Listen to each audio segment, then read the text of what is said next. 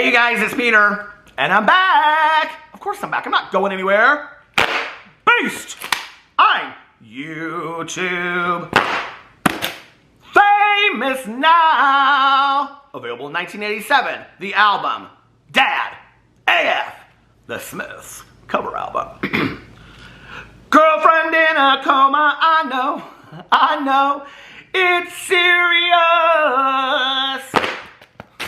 How are you guys doing today? Happy Friday! Frank sent me this shirt, album cover of The Queen is Dead. Thank you so much, Frank. I love this shirt so much. I wore this all the way down to Florida when I went the last time, and I wore it on the beach my first day and all around, and anyway, I love this shirt so much. Let's see. Well, this is my second drama video that I've made for the day today. The first video that I made was about James Charles' return, so if you want to go check out that video, please do. I posted that earlier. This is my second video, like I said. I'm winded and drained, y'all. I'm winded. I'm getting ready to go on. Ow! I'm getting ready to go on tour with my fan. It'll be like me. You'll pay $30 for a meet and greet, and I'll sign all your pictures, and I'll flip a fan for an hour. That was a good one. Anyway, I wanted to talk about two things over here today. Obviously, I want to talk about Ethan Klein's response to Trisha Paytas, of Trisha's apology to Ethan. I want to talk about that in just a second. He responded much as I thought that he would, but we'll talk about that in just a second. But I also want to talk about Gabby Hanna really quickly, and I wanted to talk about why I haven't responded to Gabby Hanna's last several videos that she has posted, and the on and on discussion about all this stuff. And she posted a video about Jessie Smiles last night. I have watched all the videos that Gabby has posted. I am completely caught up and notes taken of the Gabby videos, and I'm just, to be honest with you guys, I'm really worn out with it. It's a lot. It's very dark for me, you know, and I talk about this when, in talking about true crime. That I've talked about this on my vlog, and I've talked about this on our live book club and stuff like that. You know, I love true crime. But when I read or watch a true crime documentary or read a true crime book, I like read the book and then I move on to something else. I have a hard time like reading true crime, or watching a scary movie, which I love scary movies, right? But at some point, it's like a lot of darkness. And I have been very cognizant in the last 2 years of the importance of allowing a lot of light into my life and not just being consumed with darkness and all of this stuff, you know, on just hours and hours on end. It really starts affecting my soul. It really affects my well-being, and it really affects how I am throughout the day, okay? And so that being said, when I started doing drama videos, I don't even know that I called myself a commentary channel. I called myself a candle review company, you know, almost 5 years ago. September 1st will be 5 years, and if I make it there. And it was a lot of lighthearted drama, you know. It was things that weren't just deep and dark. It was like Manny and Jeffrey releasing a palette on the same day, and wasn't that scandalous, you know? Or it was about you know, like Jeffree Star and the Kat Von D and the logo thing that happened, and they're falling out as a friendship, and that's really what initiated me into the whole drama community. And then over time, it got a little bit, you know, more serious with stuff, but that was really the drama at the beginning. And then, you know, fall of, I think it was 2 or 3 years ago, August of 2 or 3 years ago, is when the Dramageddon 1 kind of thing happened with, you know, Manny and Laura Lee and Jeffree Star, like, you know, Manny, Laura Lee, Nikita Dragun, and Gabriel Zamora, you know, the middle finger towards the camera, basically, you know, saying, "B is jealous without us," or whatever it said. I don't even remember at this point, right? And I can remember when all of that was going on, and you know, that was about the most serious drama that had occurred at that point, right? Was the four of them kind of publicly shading Jeffree Star, you know? And I look back on that and I think, if we had any idea at that time where that would go, you know, to this huge level of where we're at now with all of this drama, I don't know that we could have ever expected that all of the things that were going to happen would have happened. You know what I mean? And, you know, I look at some of the drama that's happened in the beauty influencer community of like Jaclyn Hill and the lipstick gate, right? And that was very, very serious from a makeup point of view, you know, and her lack of taking responsibility at the time. But as far as like dark, really serious kind of like allegations and stuff, no, it wasn't. You know, it was these lipsticks that came out and people were very upset with the reception of, you know, of how she received the criticism that she got and that she wasn't really fixing the problem, and people were talking about what was in the lipsticks and all that kind of stuff, and that was Jaclyn Hill. But then, you know, you go into this whole situation with James Charles, and, you know, in retrospect, I have to say that I feel like Shane Dawson, for as much as he wanted to call this a circus and that he was bowing out and the drama, the beauty influencer community was so negative and whatever, Shane Dawson is really a SHI Chut stirrer when it comes to all of that, because I mean, he was the one that got involved with Jeffree Star. He's the one that sainted Jeffree Star. He's the one that went on and on and on, and started all of this, and, you know, like, I think put the drama in his trailer of his video and got people really on a mass level excited about talking about all of this drama that had happened with James and Tati and all of them, right? And then taking this really dark drama that wasn't even really drama to begin with. It was really serious stuff that was going on, and put it into this speculative world where now we have tons and tons of commentary, drama, tea, gossip channels, right? Which I think is great to hear all these different people's points of view. But for me, I miss the old days. Honestly, I really do. I miss talking about Jeffree Star and Manny putting out a palette on the same day. I'm sure they don't, maybe, you know. But in comparison to the stuff that Gabby Hanna is coming out on videos and talking about, and the issues that she continues to bring up of people's traumatic expenses at the expense of being right or being wrong, for me, is very, very heavy, okay? And, you know, it's like, it's never going to end. She's going to put her piece out, then they're going to put their piece out, then Gabby's going to come out and she's going to put her piece out again. She's already done that. She's already done that since the series has come out. She's now filming and posting videos on the day, okay, that are not part of the series, in which she's in the video and she's saying, this isn't part of the series, but I wanted to include this and talk about it, but it's in the series. I addressed it in the series, right? Just put out your series, girl. Because she said, you know, she knew that there were going to be other people that were going to say things. So she's putting the series out. People are saying things. She's responding. They're going to respond. It's this tennis match that's never going to end, okay? And the thing is that as the series goes further and further and further, we're talking about darker and darker subject matter. We're talking about really serious allegations. We're talking about traumatic events in people's lives. We're talking about unbelievable events in people's lives, right? And at this point, it just is really sad to me. It just brings me a lot of sadness to watch any of it. And I don't know. I don't think it's healthy for Gabby Hanna. I don't think it's healthy for the people that are involved. And I don't think it's healthy for me to watch it and to comment on a daily basis. So I'm going to take a couple days off from talking about Gabby Hanna. Now, I have taken a couple days off from talking about Gabby Hanna. I may talk about her tomorrow, depending on what video she puts out today, or I may talk about the Jessie Smiles thing tomorrow. It just depends on how I feel tomorrow when I wake up. But to be honest with you, I have woken up in such a light mood the last couple days that I really haven't wanted to go there and address it and sit down and take points on notes, because with the Gabby Hanna fans, if you don't get her points exactly what she says, they are very upset about it, and it's, Gabby didn't say this, she didn't say the, she said the, or something like that. And so it's like you have to take notes and know exactly what you're going to say. And to be really honest with you, it's really dark for me to sit there and to watch all that stuff and take notes and watch it 2 and 3 times over, you know, about the subject matter. That's really hard. It's really hard for everybody involved, you know, and I hope that Gabby realizes while she's doing this and her need to be right about things, which, okay, fine, her need to have validation, okay, great. I hope that she is really taking stock and inventory and surrounding herself with really healthy people. I hope that she's getting the help that she needs and checking in and making sure that this is in her best interest for her well-being. Because I just don't know, for me, to continue to do this, if I were to do in her shoes, that I would think it was really healthy for me. And that's just my 2 cents about it so far. So anyway, that's why I'm not covering the Gabby Hanna thing today. All right, let's talk about, but I may tomorrow, just so y'all know, and you'll come back here and say, you said you weren't going to cover it. No, I've taken a couple days off, and tomorrow I may cover it. And I know I really went in and talked about it right now, but I also kind of wanted to talk about the whole idea of why, like, to me, it's like, you're not going to see on my channel. Like, I think there are things that are important to talk about. There's commentary videos that are important to talk about, and I really appreciate when people come over here and say, Peter, I really like your well-formed opinion about things and the suggestions and the advice that you give to people. You know, I don't know. I think one of the things I'm going to have to decide going forward is what kind of videos am I allowing myself to consume that are going to affect me on a daily basis, depending on their the subject matter, if that makes sense, you know, like, or would I rather watch something that's going to make me laugh or cheer me up for the day?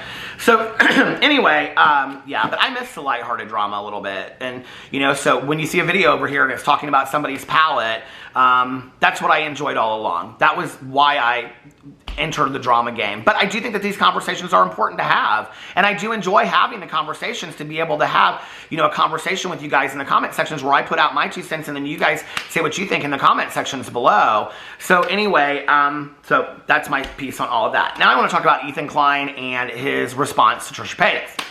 So Trisha Paytas came out and made this apology video to Ethan Klein and to everybody else.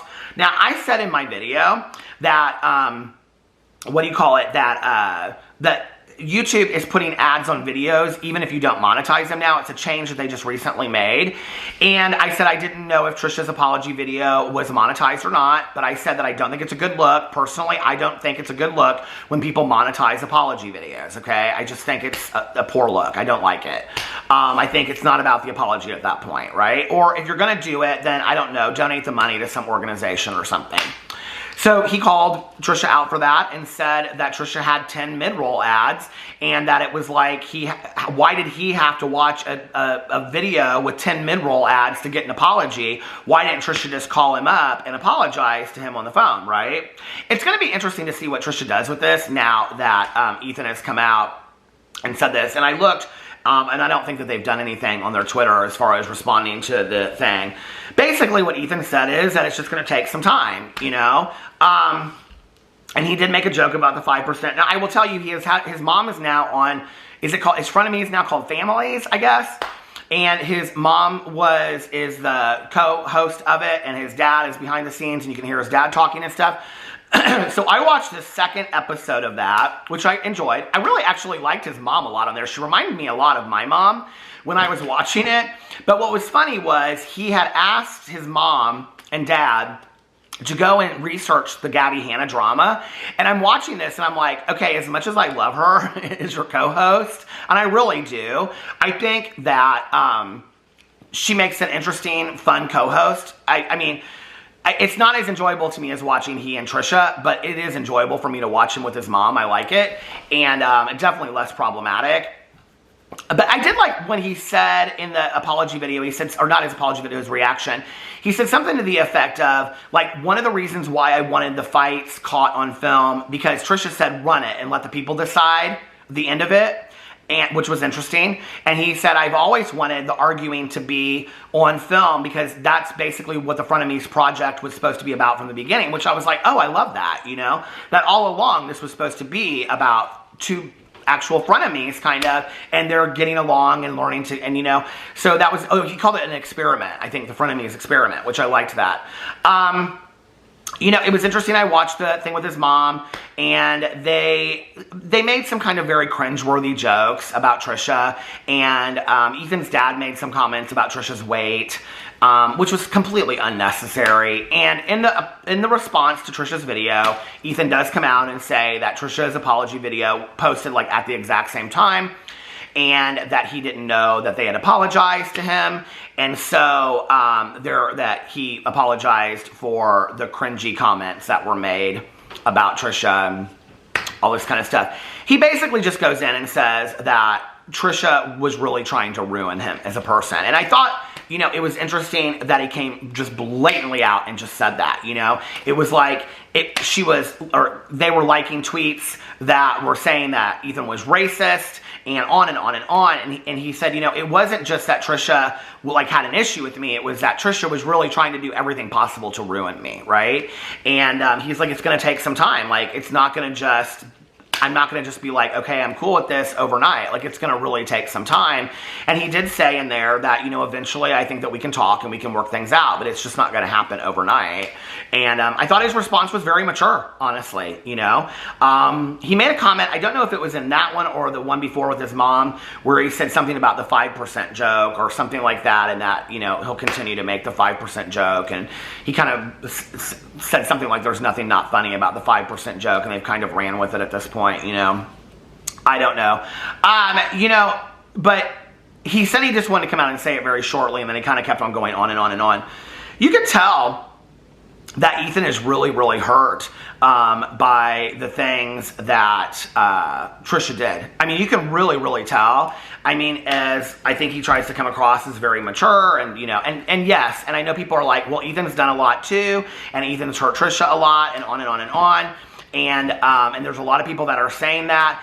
It was interesting to me that he said Trisha didn't want to apologize until they heard an apology from me first. And he's like, apologize for what? And I'm like, well, Ethan, you did have a part in all of this, okay? Apologize for, you know, cutting them off on the podcast to start with. And this is not a comparison study between what did Trisha Paytas do wrong in the life and career of Ethan Klein, like in the entire time that they've been friends, and what did Ethan do wrong in that friendship. This is not a comparison study of who's the worst person in the world and, you know, who's done more harm. This is just about each person, when you have a part in a relationship, owning your part, no matter what the other person did. Okay, period. That's a mature response to living in a real world where, and I think, like, Ethan has the ability to do that because he has, it seems to me, a very healthy relationship with Hila, right? I mean, they seem like a super healthy relationship. Almost kind of like a model relationship to some degree.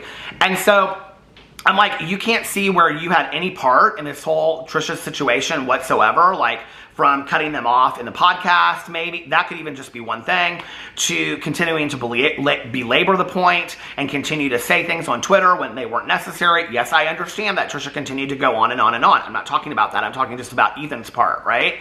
There's huge power in just owning our part. There's huge power in saying, it doesn't really matter what the other person did. I'm just going to own my part and clean it up.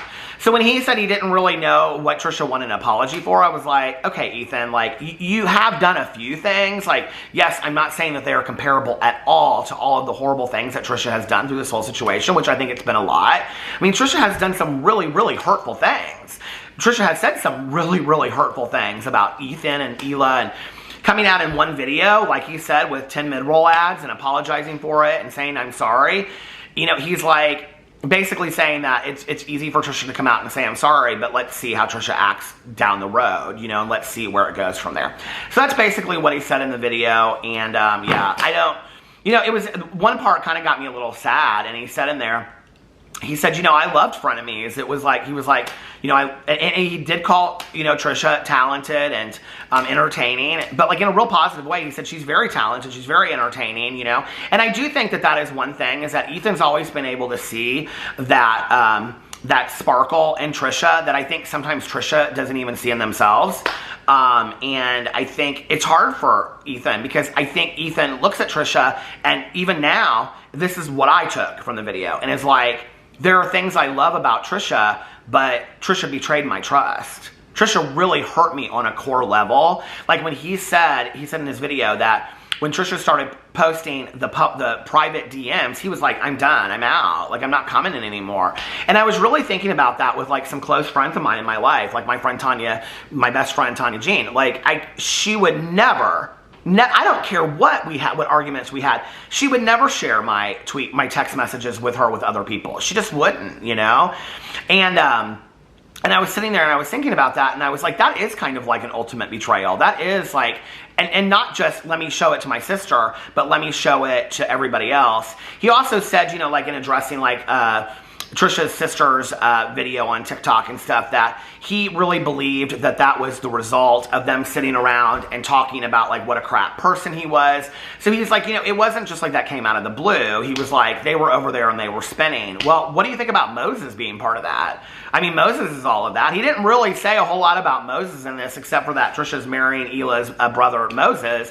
And I'm like, well, Moses is kind of part of all of that, you know? It's interesting to me to wonder, like, what Moses thinks about all of this, you know? And then there are people that think all of this is just for views and stuff. It was sad when he came out and said that he was really sad about frenemies ending and that it was an exciting project for him, and he kept on going on and talking about buying their merch. I'm thinking about buying some of the frenemies merch. What do you think? Should I do that? But anyway, yeah, I thought it was an honest video, you know, and he said, you know, Trisha said, I don't have to, you know, accept their apology, and he said, I think it was really nice that, basically, he said, I think it was really nice that they came out and did this, but, he didn't say it was too little too late, which I thought was interesting. He just said, I'm not at the point where I can accept this. Now, I did say in my video the other day when I talked about Trisha's apology, it would be interesting to me if Trisha let them, you know, like, Ethan and Hila and the cast, or the crew know that they were coming out with this apology video. And so it was interesting when Ethan said, Trisha can't pick up the phone and call me, but I have to watch a 20-minute video with 10 mid-roll ads for an apology, like, okay. And he's like, so, you know, and then he kind of made a joke about it and said, like, you know, I'm going to call Trisha up and I'm going to be like, hey, I'm really sorry, you know, like, shop at Costco, we're having a 5% sale or something like that. He did some kind of joke about all that. But it was kind of true. I was kind of like, I get it. You know, he's like, and I know she's got to get her bag and she's got to get her paper. And he was like all supportive of that. He's like, but like, I don't know. That's where, like, Trisha could have called Ethan and Hila up and apologized and still made the video. And still said, you know, even though I apologized to them on the phone, I need to publicly apologize as well. And I think that's where a lot of these people just don't know how to separate YouTube from the real world. It was interesting in watching the podcast with Ethan and his mom, because Ethan's mom made a comment about these YouTubers. She was talking about the Vlog Squad, and she was talking about these YouTubers that literally cannot put their phones down. They have their phones on them like 24 hours a day. And I'm like, that's that whole kind of world of YouTube that literally lives on their phones, lives on Twitter, and, you know, on constantly watching all this stuff. And, you know, if there's no picture or video, it didn't happen kind of thing. And so I think for a lot of them that grew up on YouTube, the Shanes and the Trishas and all these people, James Charles, whatever, Gabby Hanna, I mean, this is not a defense or an excuse. I don't think they really know how to live in the real world a little bit, because they've lived, you know, on this grand scale for so long. And I think that they, you know, they have to figure out how to make their real life work on YouTube rather than making YouTube work in the real world. Anyway, let me know what you think about all of that in the comment section below. What you think about Ethan's response. Yeah, that's it. I love you guys, and I'll see you tomorrow. Bye.